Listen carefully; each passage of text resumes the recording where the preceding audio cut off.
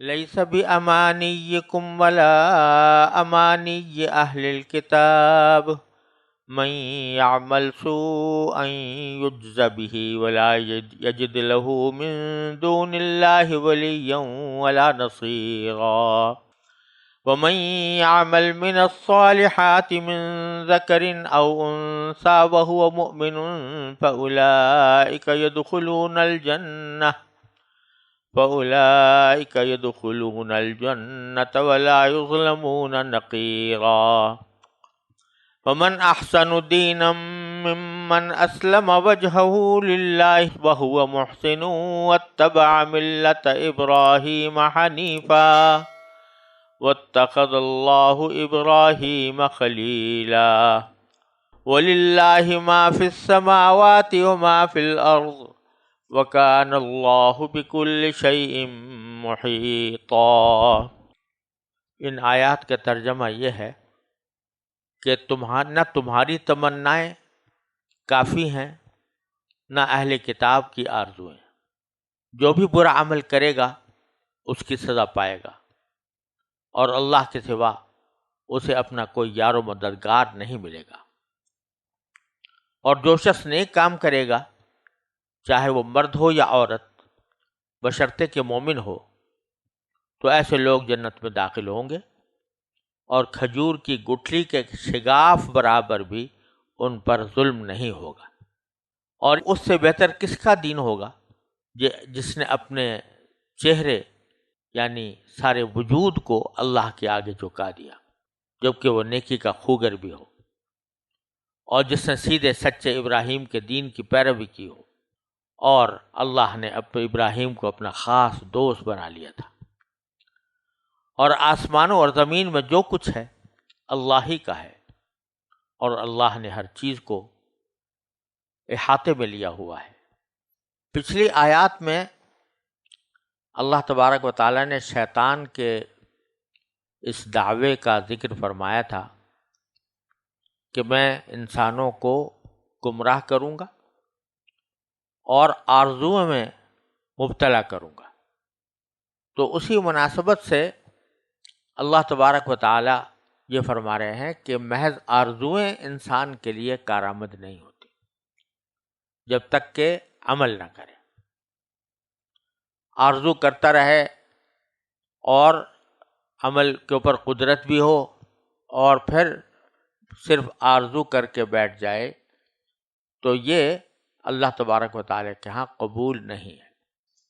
جن کاموں سے بچنا ضروری ہے ان سے بچ نہیں رہا، جو کام کرنے ضروری ہے وہ کر نہیں رہا، اور امیدیں اور آرزویں لگائے بیٹھا ہے کہ اللہ تبارک و تعالیٰ مجھ پر کرم فرمائیں گے اور مجھے جنت میں داخل کر دیں گے اور عذاب سے بچا لیں گے۔ اسی کو ایک حدیث میں رسول کریم صلی اللہ علیہ وسلم نے ارشاد فرمایا کہ الکیس من دان نفسہ وعمل لما بعد الموت والعاجز من اتبع نفسہ ہواها وتمنى علی اللہ، کہ عقل مند وہ ہے کہ جو اپنے نفس کو قابو میں رکھے اور موت کے بعد کی زندگی کے لیے عمل کرتا رہے، اور عاجز وہ ہے جس نے اپنے نفس کو اپنے خواہشات کے پیچھے چھپا رکھا ہے، لگا دیا، خواہشات کے پیچھے لگا دیا، یعنی جو خواہش دل میں پیدا ہوتی ہے کر گزرتا ہے، حلال و حرام کی فکر نہیں ہے، اور مسلسل خواہشات پر عمل کرتا جا رہا ہے حلال و حرام کی فکر کیے بغیر، اور پھر بھی تمنا علی اللہ، اللہ پر آرزوئیں باندھے بیٹھا ہے۔ جیسے کہ بعض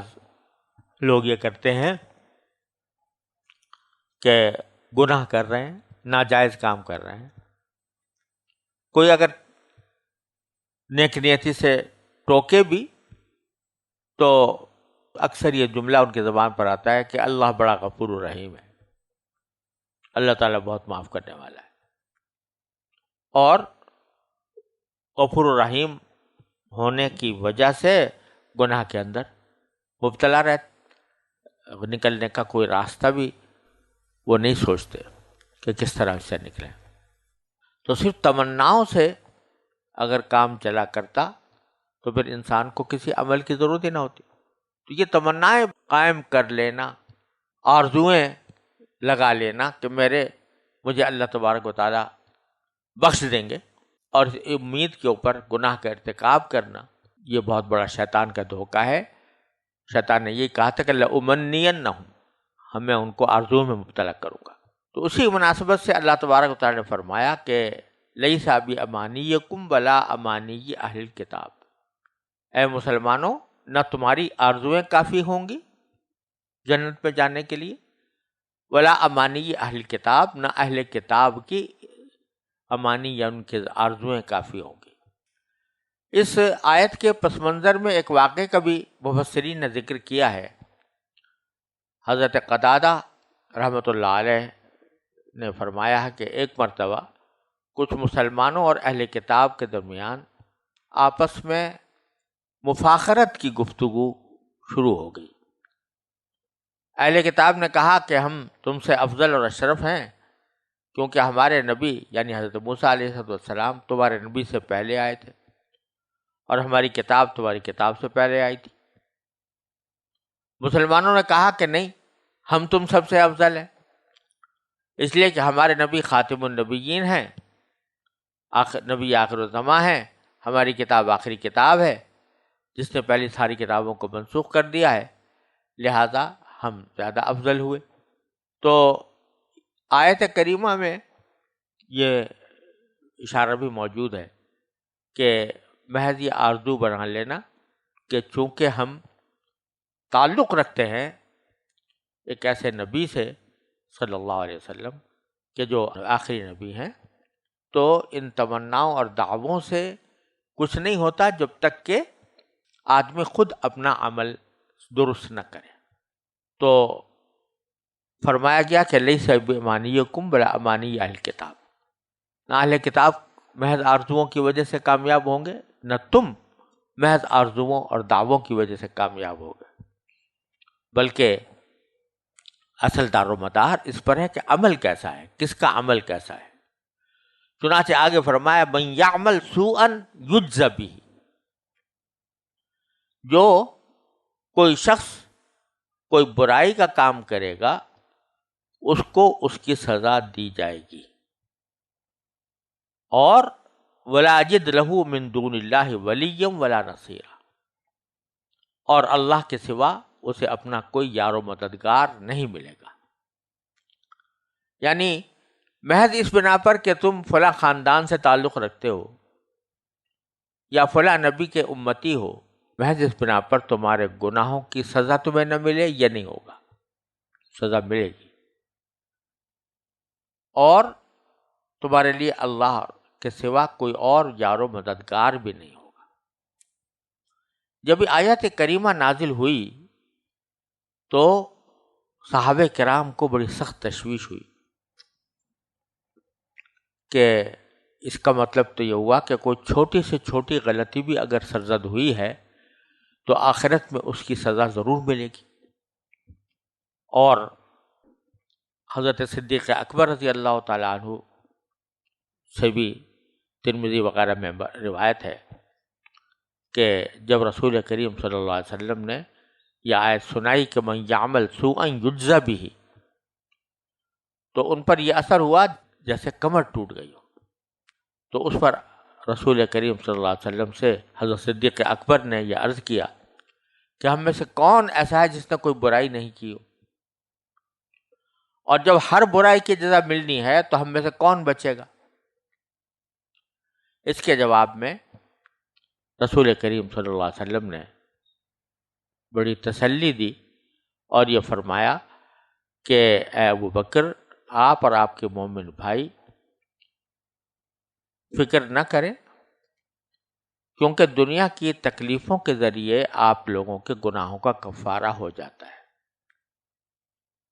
اور ایک روایت میں ہے کہ آپ نے صدیق اکبر سے پوچھا کہ کیا آپ بیمار نہیں ہوتے، کیا آپ کو کبھی کوئی مصیبت اور غم نہیں پہنچتا؟ جب صدیق اکبر نے عرض کیا کہ بے شک یہ سب چیزیں پہنچتی ہیں، تو آپ نے فرمایا کہ بس تمہارے سیئات کی یہی جزا ہے۔ تو تسلی یہ دی گئی کہ ویسے تو اللہ تبارک و تعالیٰ کا قانون یہی ہے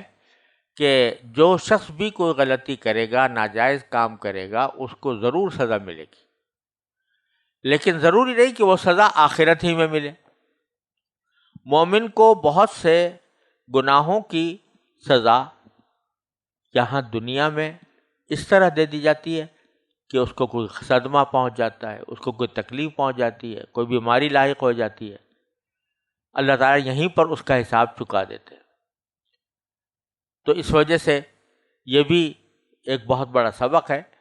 کہ اگر دنیا میں کوئی مصیبت آئی ہے یا کوئی تکلیف پہنچی ہے تو اس کو آدمی صبر کے ساتھ برداشت کرے، اس اللہ تعالیٰ کی مشیت پر راضی رہے، اگرچہ دعا بھی کرتا رہے کہ یا اللہ میری اس تکلیف کو دور فرما دے، لیکن کچھ بعید نہیں ہے کہ اس تکلیف کی وجہ سے اللہ تبارک و تعالیٰ تمہاری برائیوں اور گناہوں کو معاف کرنے کا راستہ نکال رہے ہوں، ان کے لیے کفارہ بنا رہے ہوں۔ اور یہ حدیث تو معروف ہی ہے کہ رسول کریم صلی اللہ علیہ وسلم فرمایا کہ ایک مومن کو اگر کوئی تشویش بھی لاحق ہوتی ہے تو اللہ تبارک و تعالیٰ اس کو بھی اس کے گناہوں کا کفارہ کرتے ہیں، اور اگر کسی کے نامہ اعمال میں گناہ نہ ہو تو وہ چیز اس کے درجات کی بلندی کا سبب بنتی ہے۔ اور پھر آگے فرمایا کہ ایک طرف تو یہ بات ہے کہ جو برائی کرے گا اس کو کچھ نہ کچھ بدلہ ضرور ملے گا، اور وَمَن يَعْمَلْ مِنَ الصَّالِحَاتِ، اور اگر کوئی شخص نیک کام کرے گا، من ذکر او انثی، چاہے وہ مذکر ہو یا مؤنث ہو، مرد ہو یا عورت ہو، وَهُوَ مُؤْمِنٌ، بشرطے کہ وہ مومن ہے، تو فَأُولَٰئِکَ يَدْخُلُونَ الْجَنَّةَ، تو ایسے لوگ جنت میں داخل ہوں گے، وَلَا يُظْلَمُونَ نَقِيرًا، اور ان پر اتنا ظلم بھی نہیں ہوگا جتنا کہ کھجور کی گٹھلی کے اندر شگاف ہوتا ہے۔ نقیر کہتے ہیں اصل میں کھجور کی گٹھلی کے اندر جو شگاف ہوتا ہے اس کو نقیر کہا جاتا ہے، اور عربی زبان میں یہ لفظ معمولی چیز کے لیے بھی استعمال ہوتا ہے، چھوٹی سے چھوٹی چیز کے لیے بھی استعمال ہوتا ہے۔ تو لا یظلمون نقیرہ کے معنی ذرہ برابر ظلم نہیں ہوگا، کھجور کی گٹھلی کے شگاف کے برابر بھی ظلم نہیں ہوگا، یعنی ذرہ برابر بھی ادنا درجے کا ظلم بھی نہیں ہوگا۔ اور آگے پھر اس عمل صالح کی مزید تفصیل اور اس کی مزید شرائط بیان فرمائی کہ وَمَنْ أَحْسَنُ دِينًا مِمَّنْ أَسْلَمَ وَجْهَهُ لِلَّهِ وَهُوَ مُحْسِنٌ وَاتَّبَعَ مِلَّةَ إِبْرَاهِيمَ حَنِيفًا، کہ اس سے بہتر کس کا دین ہوگا، ممن اسلم وجہہ للہ، جس نے اپنے چہرے کو اللہ کے آگے جھکا دیا، اور چہرے کو جھکانا یہ کنایا ہے پورے وجود کو جھکانے،